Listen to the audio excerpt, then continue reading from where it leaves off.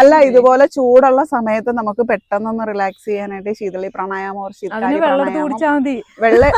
വെള്ളം കുടിക്കണേക്കാട്ടിലും ഞാനൊരു കാര്യം ചോദിക്കട്ടെ, നമുക്ക് ഇത് ചെയ്യാം. അല്ല ഞാനൊരു കാര്യം ചോദിക്കട്ടെ, നമ്മള് ഒരു ഇപ്പൊ വേനൽ വന്നു കഴിയുമ്പോ നമ്മുടെ ഒരു തോർത്ത് നന്നായിട്ട് നനച്ചിട്ട് ഒരു ജസ്റ്റ് ഒന്ന് പിഴിഞ്ഞൊരു ഫാനിന്റെ കീഴെ കൊണ്ടിട്ടിട്ട് ഫാൻ ഓൺ ചെയ്ത് കഴിഞ്ഞാൽ പിറ്റേ ദിവസം രാവിലെ എണീറ്റ് നോക്കുമ്പോ ആ തോർത്ത് എങ്ങനെയാവും? വടി പോലെയാവും.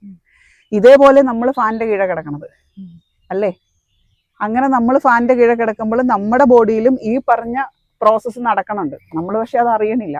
നമ്മൾ വെള്ളം കുടിച്ചതിനെ നികത്താന്ന് വിചാരിക്കണു. എന്തോരം വെള്ളം കുടിച്ചാലും ഈ പരവേശം മാറൂല. അപ്പൊ ചെയ്യേണ്ട കാര്യം എന്ന് പറയുന്നത് ഇന്ദ്രമുദ്ര പിടിക്കുക. വീണ്ടും എന്നെ തെരുവിളി കേൾപ്പിക്കരുത്. ചെറിയ വിരലും പെരുവിരലും കൂടെ ടച്ച് ചെയ്ത് പിടിക്കുക. ഓക്കെ, ഇനി ഇങ്ങനെ പിടിച്ചു കഴിയുമ്പോൾ ഉള്ള വേറൊരു പ്രശ്നമുണ്ട്. അതായത് നമ്മളിപ്പം നടന്നു, നമ്മുടെ തലയൊക്കെ വിയർക്കുന്നുണ്ട്. ഇപ്പോൾ നീ വിയർപ്പ് താന്ന് കഴിയുമ്പോൾ തലനീര് ഇറങ്ങുക, ജലദോഷം വരിക. അപ്പൊ ഇന്ദ്രമുദ്ര പിടിക്കരുത്, പിന്നെ വരുണമുദ്ര പിടിക്കുക.